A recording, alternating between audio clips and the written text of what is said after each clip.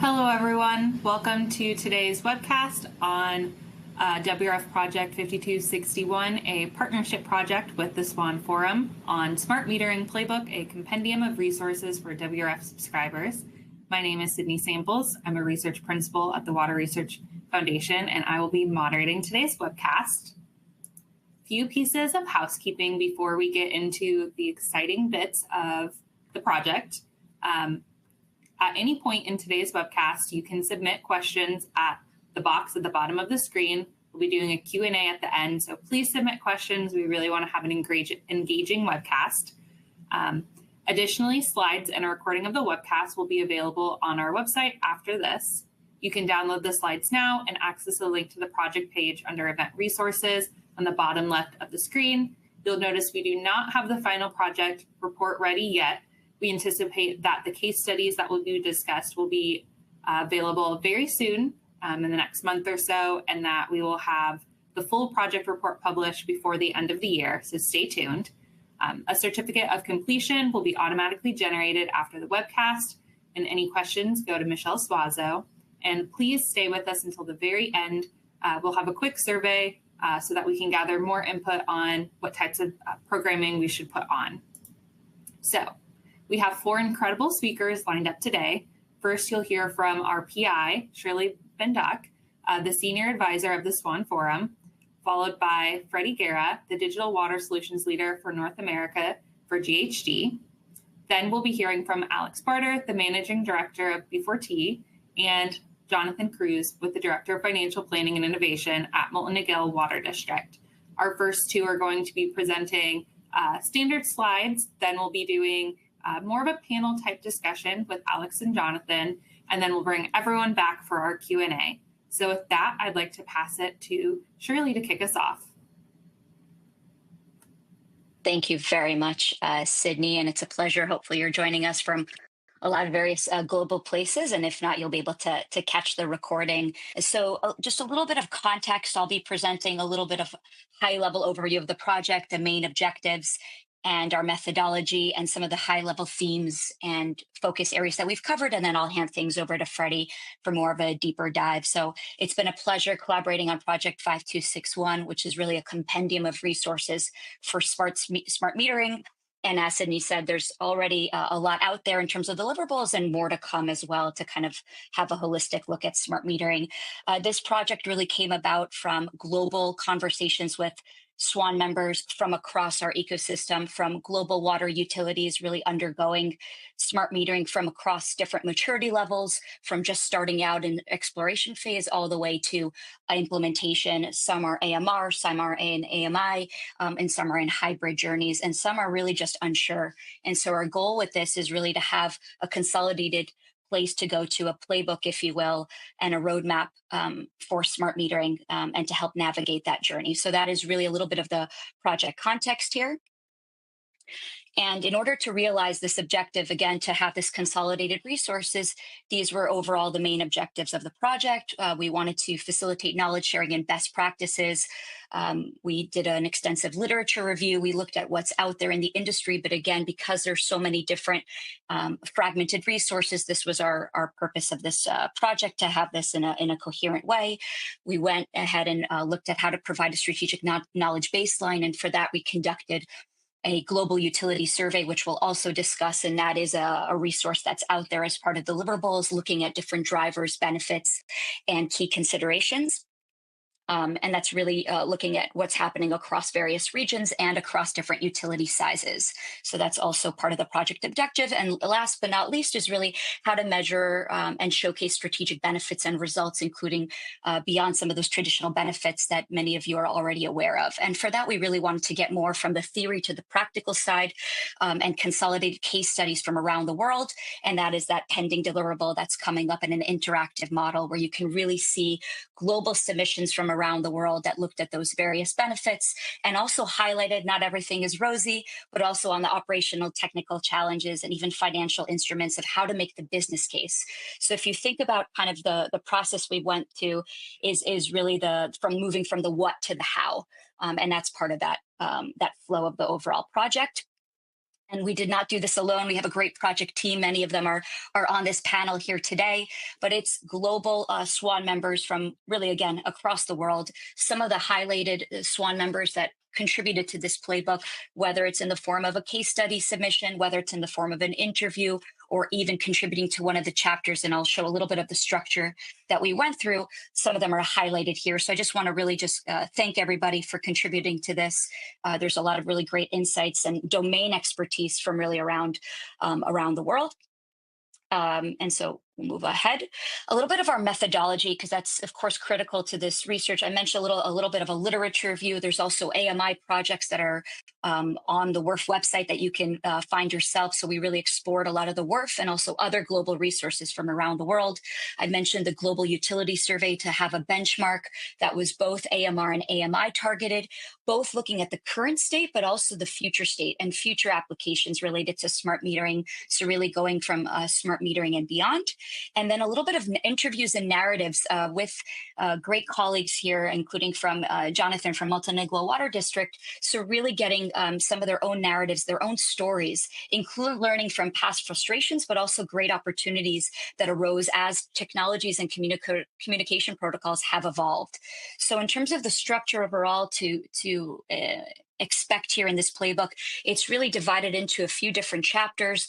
The what and why is the zoom in, really giving that context and overview in chapter 1. And then we move ahead to chapter 2 of the how and really getting into the implementation stories.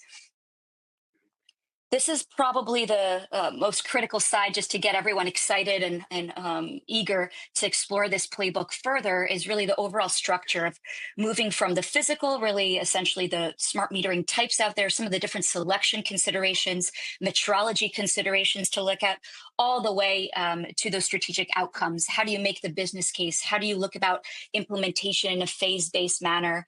What are those different considerations? And of course, change management and stakeholder engagement. So just a little bit here in terms of the overall methodology and the structure of moving again from the what to the how. And the whole playbook is designed in a choose your adventure navigation based way. So whether you're a drinking water utility or technology vendor, or really just part of the overall industry ecosystem, you can navigate to the section that's relevant for you and where you are along your smart metering journey, with the survey results and the case studies there to provide that benchmark and go to tactics and strategies for you as you embark on that. So you can kind of see some of the main chapters here: the metrology section, software data management, cybersecurity, O&M, different procurement models, and I mentioned making the business case and implementation. So that's just a little bit of that structure for everyone to see. In terms of the select research findings, I just want to highlight some of the key themes that emerged. And again, that's from those different mediums and research methodologies that we brought together. So firstly, smart metering delivering value well beyond billing. So well beyond looking at smart meters at cash registers, we're talking about efficiency, conservation, how to effectively deliver more customer trust and customer engagement that's based on actual data, moving into cross-functional alignment, whether you're IT, cyber, OT, and that integration and customer management teams. So again, that was reoccurring throughout all the different discussions that we had globally. Third, communication networks as strategic assets that can really go a long way, especially looking at a lot of interoperable decision-making as well. In terms of serving as a backbone for other innovations to precede that and reducing risk as part of that process. Fourth, metering data really being a value driver overall to be able to transform actual insights into decision-making, whether that's leak detection or other digital twin applications. So really that chapter on MDM, meter data management and so forth. And last but not least, smart metering is not a one-size-fits-all. We really looked at different utilities, different needs, different approaches based on size, geography, and the various strategic objectives that they had as a utility. So that's a little bit of those, a very quick summary of this. In terms of what's already out there, this project, like I mentioned, is a compendium of resources. It's essentially 4 different resources bundled here. The first 2 is really this visualization of the utility survey data results that's live already on the project page, as well as an infographic. That's the second deliverable that's on the next slide. which Freddie will dive in a little bit deeper in his next presentation, but this is already out on the project page for everyone to dive deeper. Maybe a little bit of insights here that you can kind of see. Survey, we looked at over 50 utilities from across 20 plus countries, I believe 22 countries. We looked at those different communication protocols. You can see here just as an example of a data touch point, smart metering based on utility size. Most of the smaller utilities that we surveyed are actually more in the completion phase. The larger, less in the completion, kind of indicating a little bit more complexities based on that size, whether it's legacy systems or other change management considerations. So that's a little bit on there. And like I said, Freddie will touch a little bit more on some of those drivers. And I guess this is my second to last slide. I want to make sure we're conscious of time. Some of the key takeaways overall in this project that we've seen to realize the full value of smart metering, aligning those metering decisions, metering investments, which of course clear organizational goals, whether that's water loss, customer service, asset management, really aligning and making sure there's a process in motion and even a phase-based approach to reduce some of those risks along the way. Internal capacities are going to be key, whether you decide, depending of course also on the O&M model that you decide on, how do you interpret and act on that data, leveraging strategic partnerships with different providers based on different domain expertise, and again, to reduce that risk. Change management staff training has come up time and time again, and that's evolving as technology again evolves. And of course, having measurable outcomes along the way, whether that's non-revenue water billing accuracy, providing better service and overall customer engagement. So really smart metering adoption, really not alone, of course, in terms of technology readiness, the organization, technology readiness, but also about organizational readiness, change management. One of the key things that's come up a lot is really factoring flexibility, adaptability, and scalability. So those were key words and key terms that came across in those interviews and in the survey results.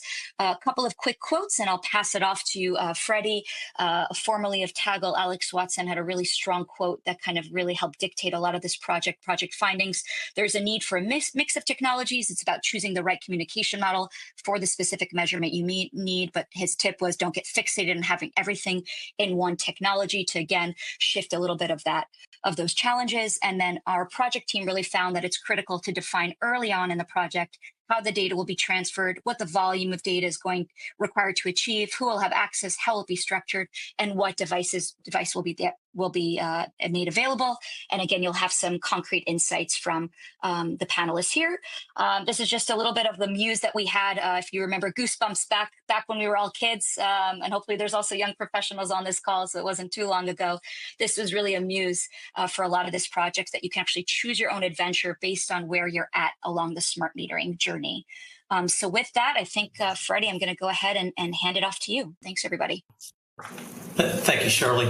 So let's talk about water and the story it wants to tell us. When you look at the slide, imagine if water's flowing through our pipes to our homes and businesses could speak. You drip at night, could reveal a hidden leak before it becomes a costly repair. A load of laundry could highlight, ways families could conserve and save water. Or a surge in demand could warn operators of a municipality or utility of pressure problems before customers feel them. Really, this is what smart meters do. They transform silent consumption into stories of insight, action, and value. So before I provide an overview of chapter 1 and 2, I want to discuss the evolution of metering and how water is conveying its story. So with manual meter reading, those stories stayed silent. A worker comes every month, every quarter, writes down a single number and leaves. The snapshot becomes a bill, leaving leaks and unusual water usage unnoticed for weeks or months. Then we evolved to AMR, or automated meter reading, which made things faster. Drive-by collection replaced walking routes, but it's still one way. It's a whisper, not a conversation. Customers nor utilities can see their story unfold in near real time. And now we have AMI, or Advanced Metering Infrastructure, and this has changed everything. Now every drop has a voice in the two-way communication. Data flows in near real time. Utilities respond faster, and customers can see their water story unfold in apps and alerts, building trust and control. So AMI turns meters into building blocks for a digital utility of the future. So Shirley alluded to the survey. So what are the drivers of adoption? As I mentioned before, this consists of 55 utilities across 22 countries. And it really denoted or illustrated three main drivers that stand out for adoption. One is customer service and engagement. As we well know, customers want fairness, transparency, and timely alerts. Smart metering builds trust one drop at a time. The next one is integrated distribution network management. That's a lot of words there, but really it's about every surge, every pressure change, it becomes a data point, helping utilities detect leaks, balance demand, and move from reactive to proactive. And the last driver is revenue recovery, bill optimization, and cost savings. So again, we want to account for every drop of water. It strengthens our financial health and ensures fair outcome for all. So together, these drivers make AMI not optional, but essential. So what are the benefits and barriers that were identified in this report? As we well know, the promise of smart metering is compelling. For customers, it's about accurate bills that can be trusted, early leak alerts that protect their homes, near real-time tools to manage their own water story. And in the WRF survey, over 70% of utilities reported improved customer satisfaction as one of the first benefits of AMI. For utilities, it's about efficiency, forecasting, data-driven planning. 96% of respondents said they intend to use AMI data for applications beyond billing. For example, leak detection, pressure monitoring, to demand forecasting and water quality. And then finally, it's about communities. It's about resilience, sustainability, and building a stronger trust within the public and how water is managed. One respondent noted in the report that AMI helps save hundreds of millions of gallons annually by improving both system efficiency and customer conservation. But we realize barriers do remain. The survey identified the top three risks. One was technology complexity. The other was financial exposure. And as Shirley had mentioned, IT/OT integration. Nearly 60% of utilities cited high front-up costs as the biggest concern, while half flagged privacy and cybersecurity as growing risk.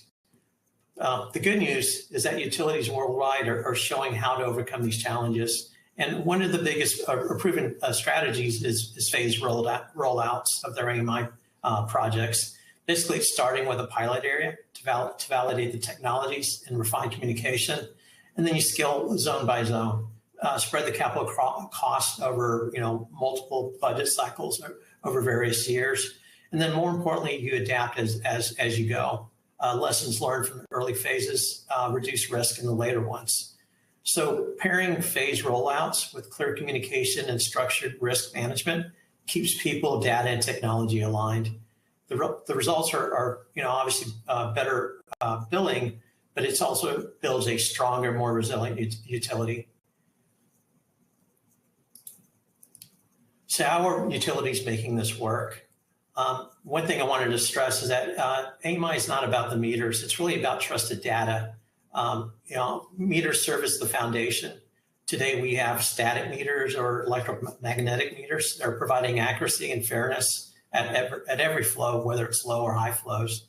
And then we have the network, which really serves as the nervous system. There's various communication networks you look at, but cellular, which was identified in the report, it's very reliable, it's widely used. In fact, it was identified that 40% of North American utilities depend on it. Then we also mentioned lower WAN. It offers lower costs, stronger coverage. Usually it's smaller and mid-sized systems that leverage this communication network. And then finally, there's narrowband IoT, and it's gaining ground, especially overseas. 55% of Asian Pacific utilities already use it. And then the last thing I wanted to mention was the meter data management system. It actually serves as the brain, turning raw reads into insights to detect leaks, forecast demand, and power digital twins. But here's the critical point when you see number 5, Technology alone does not transform utilities, people do. Staff must adapt, customers must see value, and leaders must align with the vision and execution. That's why change management is just as important as the technology when you're looking at these AMI projects. I know this slide's a little busy, but it really focuses on procurement, O&M, and risk.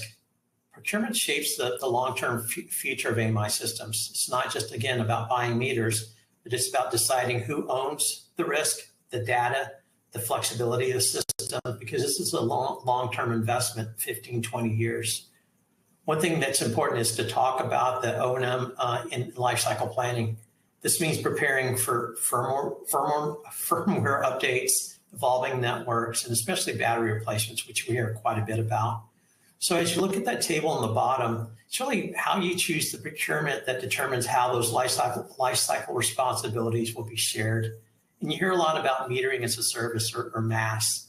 Basically, this shifts costs into predictable subscriptions every month, with the vendor owning and maintaining the meters. One thing it does, it avoids upfront capital cost, but often it means higher long-term expense and less direct control of that system. Then you have network as a service or NAS. This lets the utility own the meters and the data while the vendor operates the communication network. It reduces network burdens and scales easily, but creates dependency on vendor coverage and service level agreements.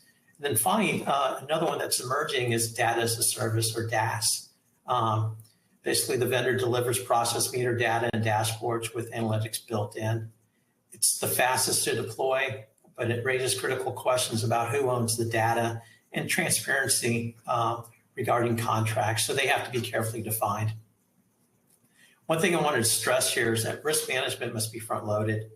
Utilities face risk in technology complexity, financial exposure, and then IT/OT integration, plus cybersecurity and privacy.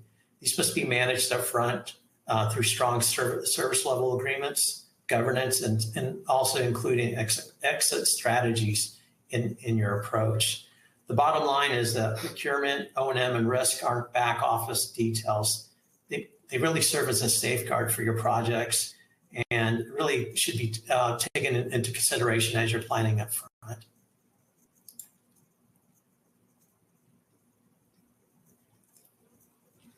So one thing I talked about, the O&M here, really, as I mentioned before, as you look at the slide, one thing to focus on is really looking at the firmware update, the battery replacement and management of it. We're seeing more and more utilities struggle with this challenge, and it's something that you should take into consideration when you look at operation and maintenance of the entire life cycle. So this is my the last slide here, but really it's about global stories and proof of impact. As we well know, smart metering is happening globally. 3 examples here, which Jonathan will talk about the first one, but with his water district, smart metering is generating about 150,000 leak alerts a year, which obviously provides a lot of benefit both to the customers and to the utility. And in the UK, England Water has deployed over 1 million smart meters to close a looming supply and demand gap. And then finally in Ireland, Irish Water's First Fix program has repaired AMI detected leaks, saving almost 208 million liters per day, or equates about 55 million gallons per day here in the US, which Alex will provide some more insight from an overseas perspective.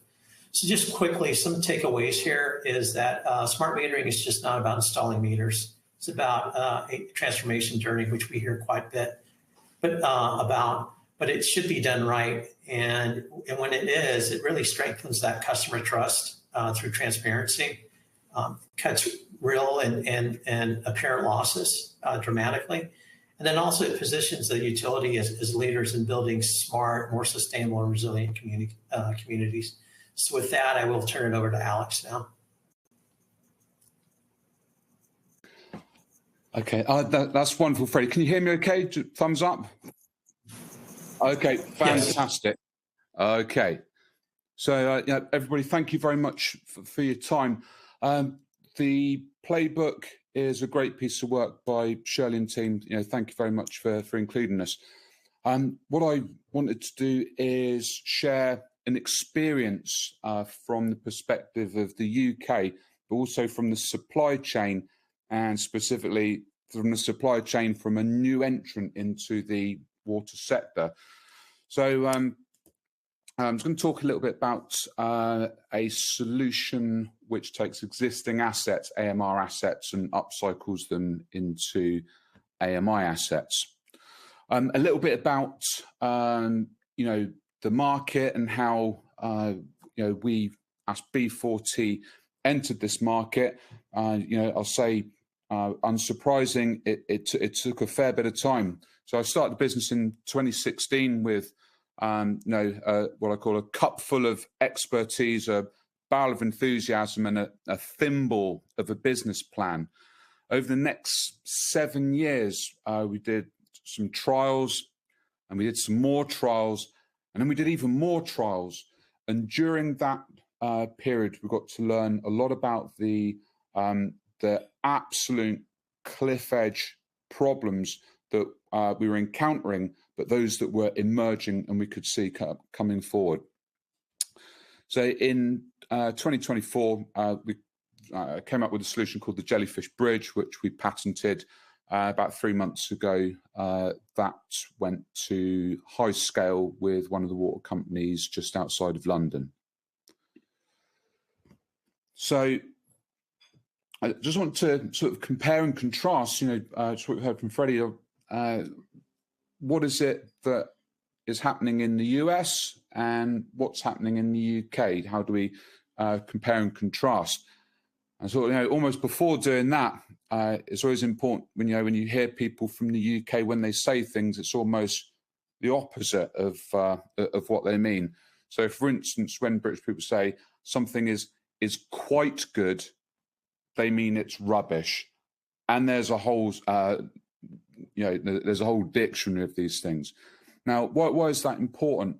Well, are there things about our market in the UK that are completely unique, or are the experiences we have in the UK the same as we'd have in the US and other markets? So we've heard earlier about sort of different communications protocols and so forth. Now, in the UK, for us, is it important to reuse things that we've already got? Well, something personal to me is, I love to do anything I can to keep an asset going. So for us, it was important as we've developed our solution to really think about squeezing existing assets for as much life as we could get. The laws of physics, it's a particular hobby horse of mine around communications. In the UK, for good reasons, we bury our water meters a couple of feet underground. Now, what that means is transmitting radio from underground is not the easiest thing to do in the world, especially when you're on a battery that's required to last 10 years, so real tiny power.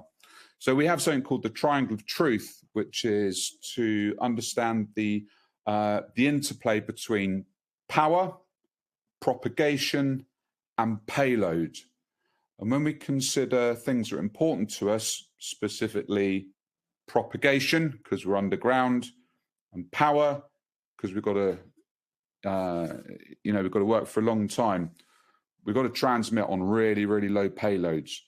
So to us in the UK, those two vectors, very, very low power and really good propagation, are very important to us.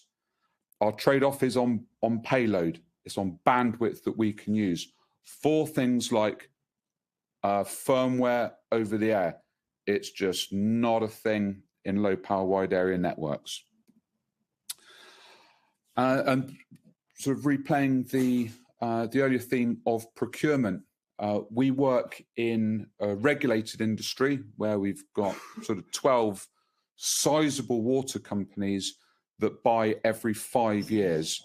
Now, in a capital-based or a CapEx-based procurement framework, always do we take the lowest possible unit cost as a key success factor in securing AMI projects.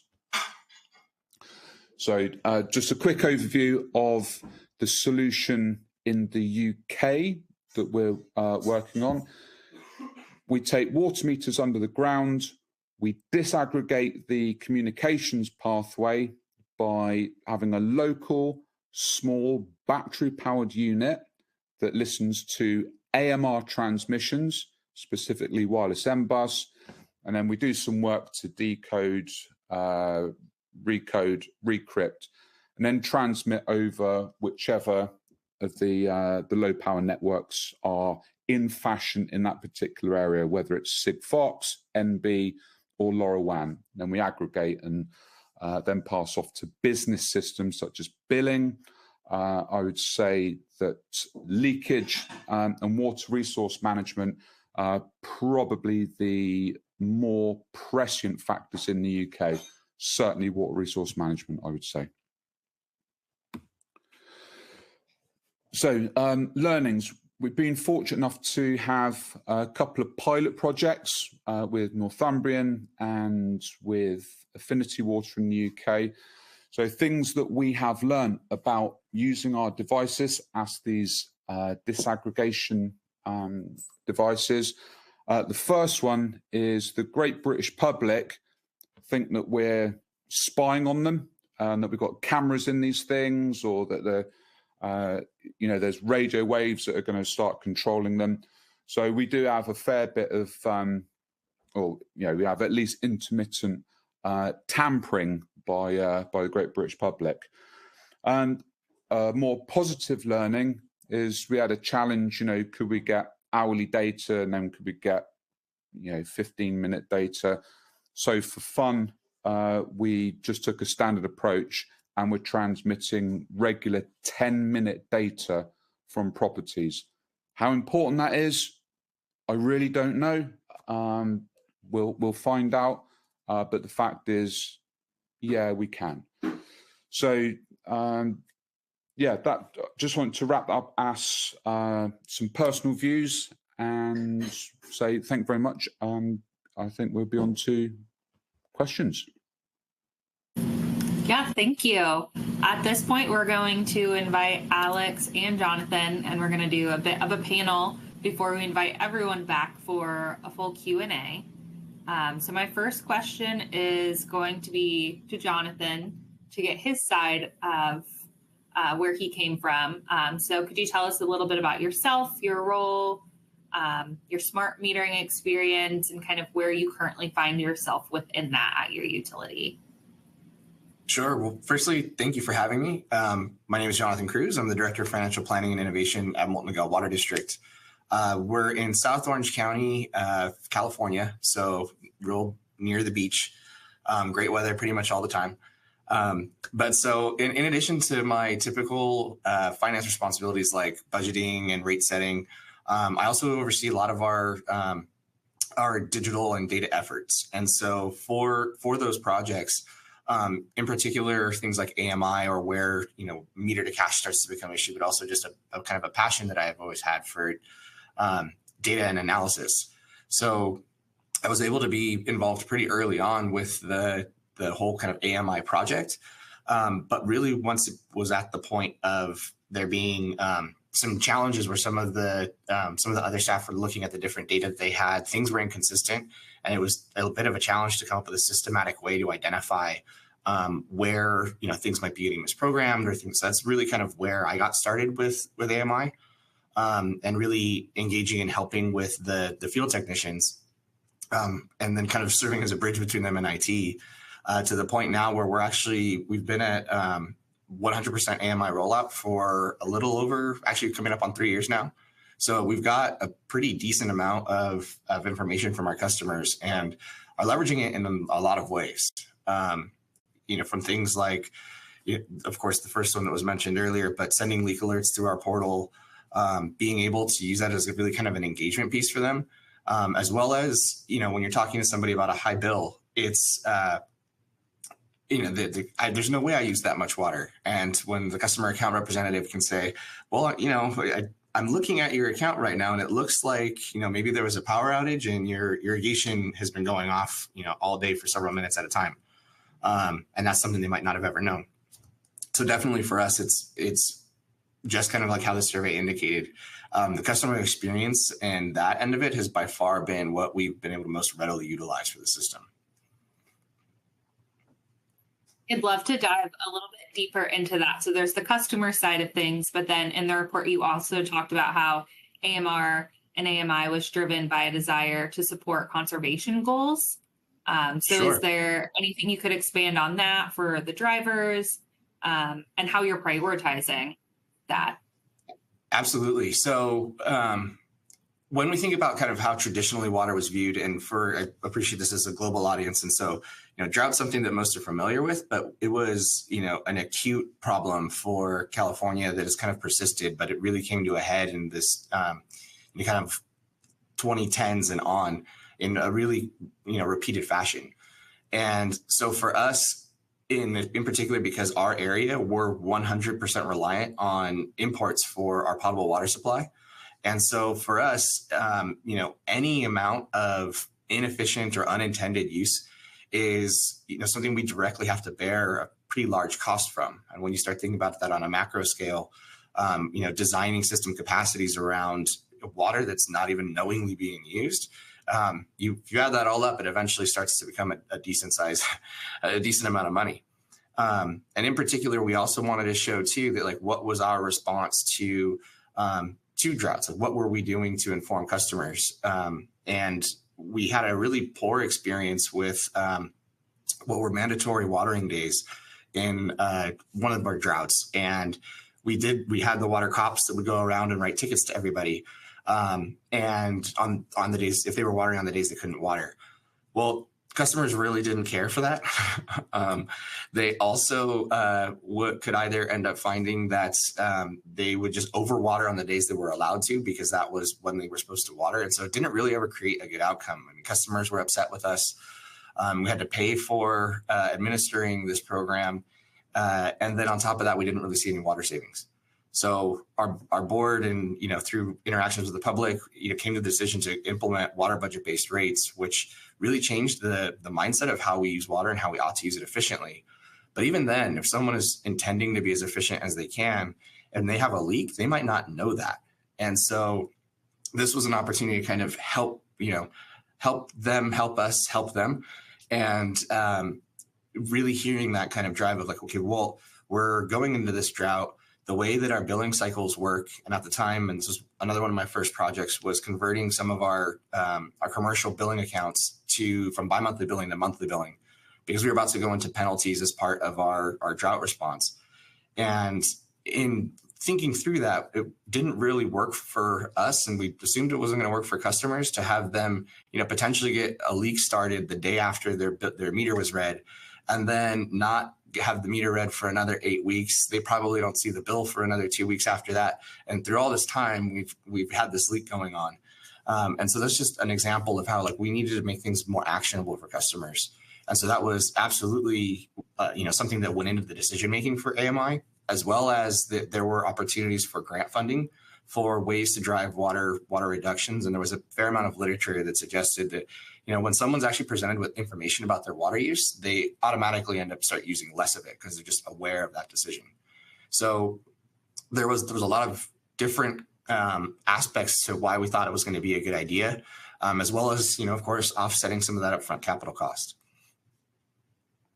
Very interesting, and great to see the different drivers and examples for a specific utility and really understanding that case study. Alex, I'm curious from that UK side of things, since we're talking about the business case, what do you see as the primary drivers in your region? And do you think they're very different from the ones that we have here?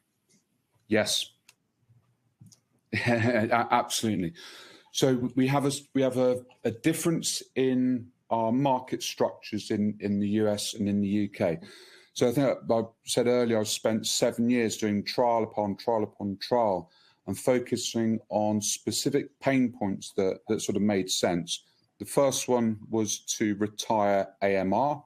It's a human intensive endeavor that is, is supplanted and pays down in about 2 years with AMI. Second one is leakage. So in the UK, a megalitre a day is, if you're below your targets, equivalent to about $250,000 fine per annum. Billing was always quite low and has remained quite a low driver. So that's 7 years of sort of persuading the water companies to adopt AMI. But the big change was regulation. So I'd say probably mid 2021, 22, our regulator, Ofwat, basically signalled to the water sector, you need to get your metering out there, guys. You've got to go and get sort of total metering. And if you're going to do it, it's going to be smart. Last year was the final year before the UK water companies, remember there's only a dozen or so of these companies, submitted their plans, and all of their plans are now mandated to deliver smart metering primarily for water resource management. And why is that important to us in the UK? We're a little bitty island. We've got a lot of people here. Demand is going up.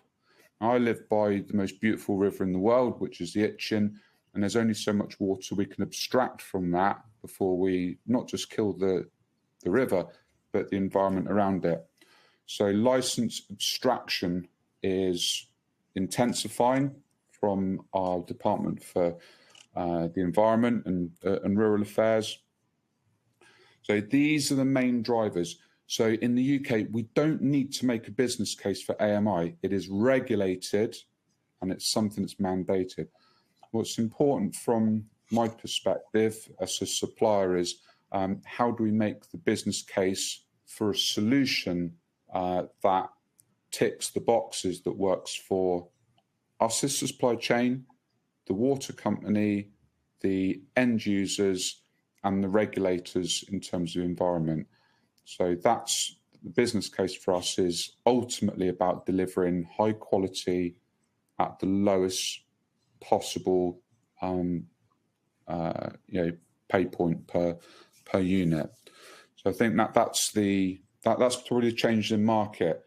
US, tens of thousands of water companies of varying sizes with decent drivers like stopping AMR, etc. UK, regulatory driven, you've got to do it. So it's how you do it is the most important thing, and that's our job. Thanks. I think this is a really natural transition to our next question, which is now we've got this business case. If a utility is wanting to start smart metering for the first time, what advice do you have? We'll start with Jonathan and have Alex follow up. I'm going to guess that the first thing that I'm going to say is probably the same thing that Alex is going to say, but we'll see.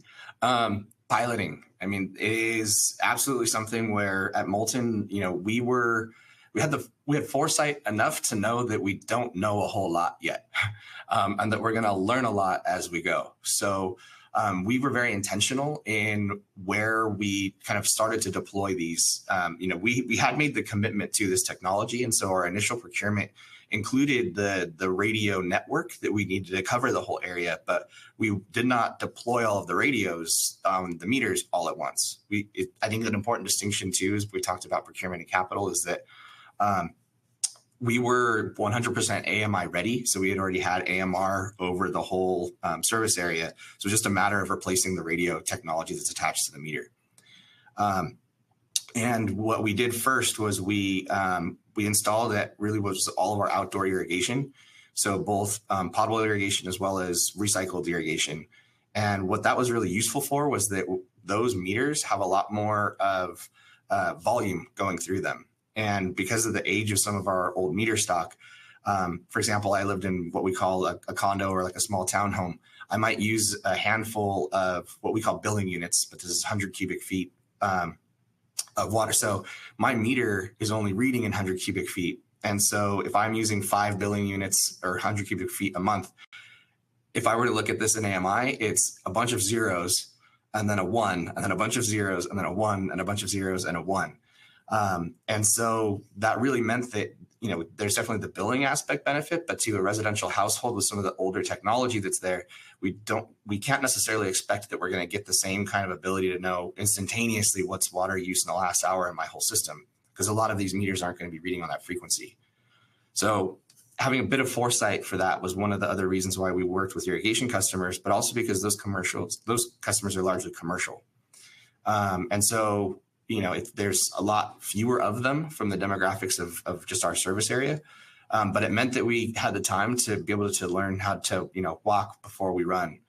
I think I mentioned when I first started, changing some of our customers from bi-monthly billing to monthly billing was one of my first projects. So for those customers, we only had around 300,000 points of data a year, right? Or another way to think about it is for an individual commercial customer, we have 6 points of usage data on them for a year. Well, with AMI on day one, you have 24 points of data. So now we're looking at, what is, a little over 500,000, less than 750,000 total reads in a year for data points. We're getting over 450 million a day. And so that level of scale is something that, we have to think about at the end and not try to necessarily get there on day one, because you're not going to be able to do anything with it in the first place. And you're also going to need to really understand what that data looks like. What are the frequencies? How do I aggregate them? What kind of rules can I have? And then also, how do I continue to maintain this system? Because for us, and the emphasis that we have on customer experience and engagement with our customers, the last thing we would want to do is create a scenario in which all of a sudden they have zero faith in the system that we've deployed. And so having robust QA/QC in place so that we can make sure that when we send something to a customer, because we're not necessarily having the chance to audit that information before they see it. The whole intent was they see it before the bill process. And so really needing to have a high standard for how we could make sure that meters, when they were installed, were programmed correctly. So, pilot things so that you can learn is my biggest piece of advice. The other one, assume you're going to, there's going to be mistakes and nothing is ever going to be exactly perfect. And try to find ways in which through, data pipelines or other ingestion means that you can, at least for your technicians, like flag the, I don't need you to check 5,000 things today. I need you to check 10 things today and spend your day doing that, because the other 4,990 were fine. Right. But how are you going to find those few needles in that haystack? So I definitely think that's a big one. Thanks, Jonathan. Alex, anything to add to this one? I'd say there are three specific points. The first one is communicating your intention with your customers. In my lessons learned, that tinfoil hat thing, that is real. That is a real thing. And that's something we've learned. We've had customers climbing up lampposts and taking things off and sending back to the water company, saying there's cameras in there and all this kind of stuff. It sounds crazy, but the stuff happens. So tell customers what you're going to do, tell them why you're going to do it, and just tell them when you're going to do it. So that's that. And the second thing is business resilience, both in the approach to buying your hardware, so your meter stock, and also your communications protocols. Certainly in the UK, communications is so critical because our challenge is 85% of our assets are buried in the sidewalk, let's say, a couple of foot underground. So the trick of getting data out of those is tough. And if you speak to anybody who's in the know in the UK, nobody would say, oh, it works on LoRaWAN, or it works on Sigfox, or it works on NB. It's complete phooey. It really doesn't. It's hard for everybody. So think about being able to fall into different protocols. In some areas, something like NB are great. In other areas, you might have like a great Sigfox network. In others, you might have a really good, intense LoRa network. So I would say, look at being able to use different types of solutions. I'd say the third thing is on your pilots and your trials, scale is not linear. What I would absolutely counsel you guys to do is avoid going I'll do 100 in this area. Great, it works. It's going to work everywhere. That's not the world. What I would counsel you to do is, rather than do like 100 properties in one area, I'd ensure that you look at your geographical spread, your demographic spread, your housing stock mix, and stretch your pilot across all of those different types.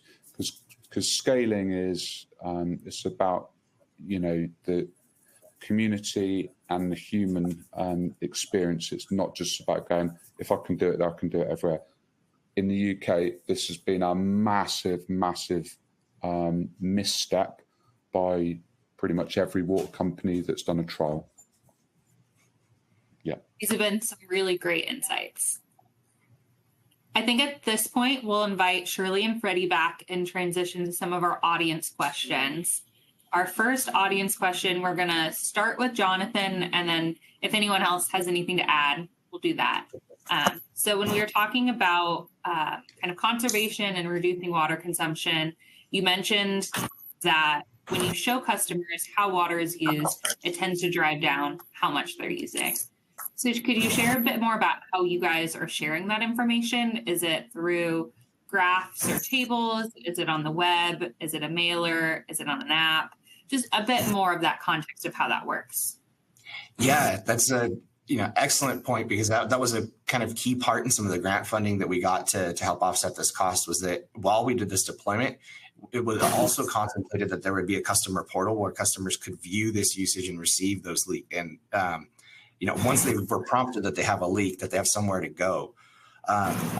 For me, a big thing in the success for that, though, is that when we were selecting this customer portal platform, I was very, very staunch in my requirement that there be a single sign-on requirement for bill pay, because at least at the time, and vendors have come along, but there weren't really many groups that would actually keep you kind of on their site. The time where I'm probably the most interested in my water use is when I'm paying my bill if I'm a customer.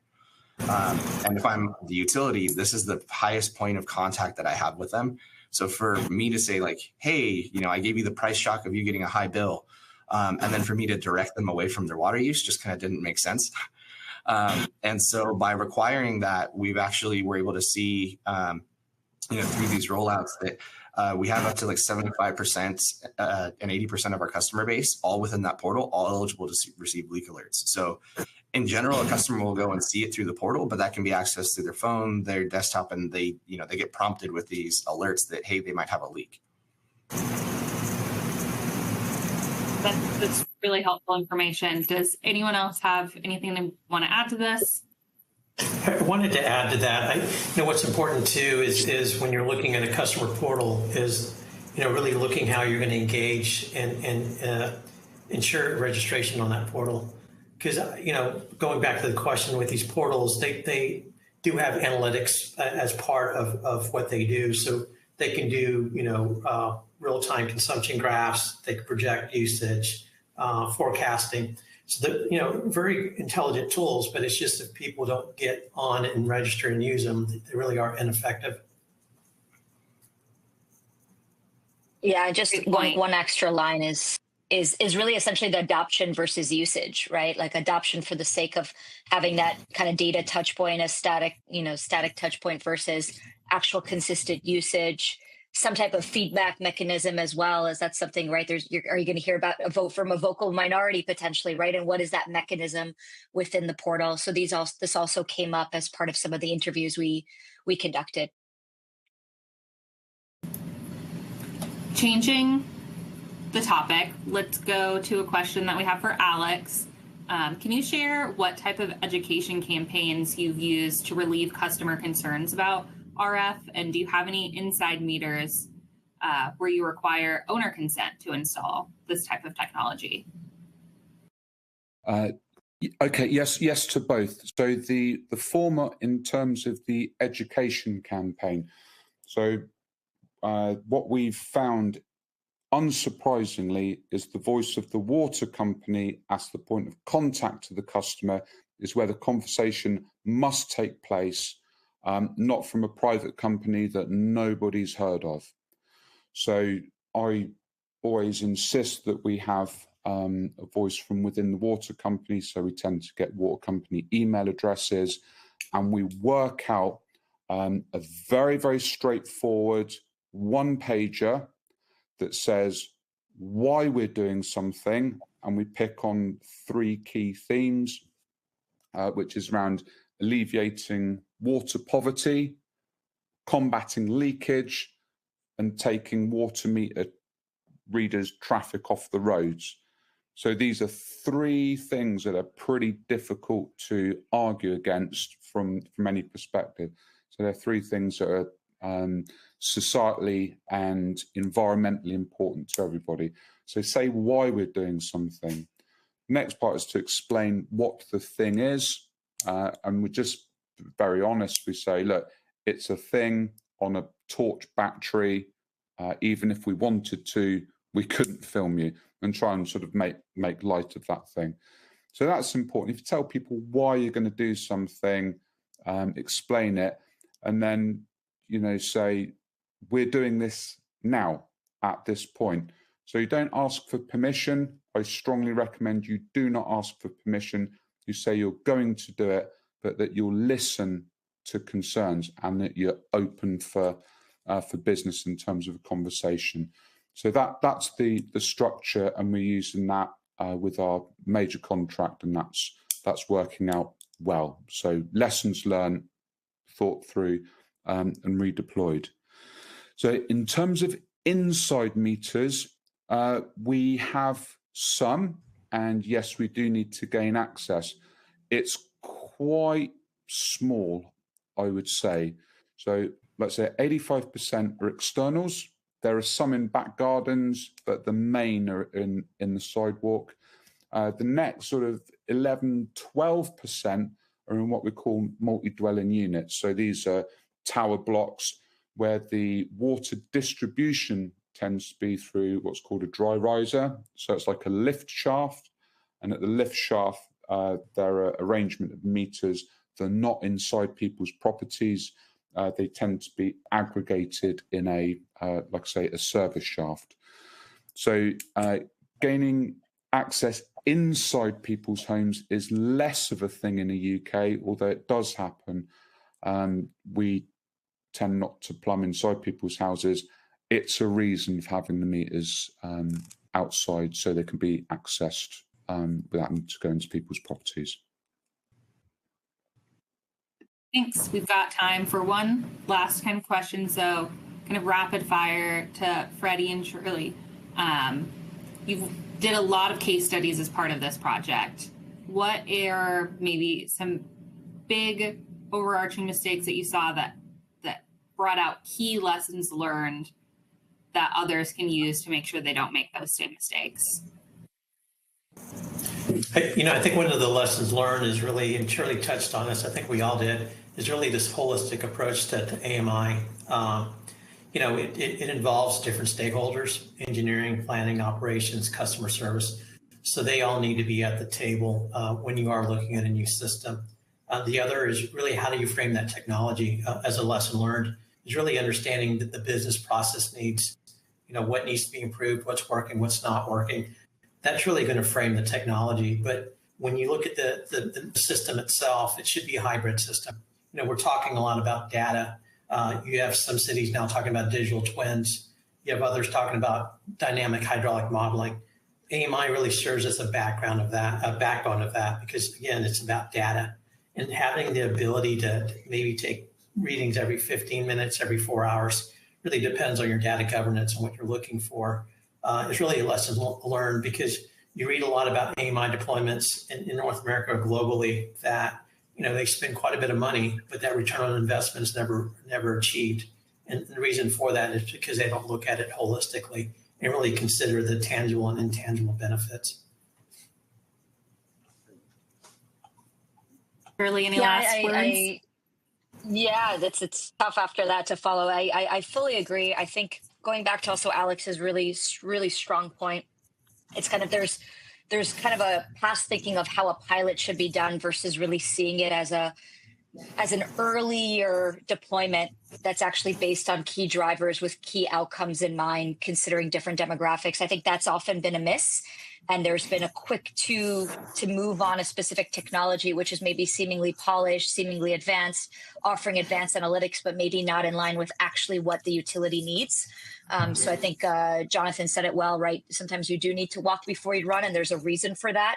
And so to kind of have a more systematic phase-based approach to smart metering and planning that out for case, across the different utility cases, that's something that came about, especially on the communication protocol side, but also in the specific hardware selection side.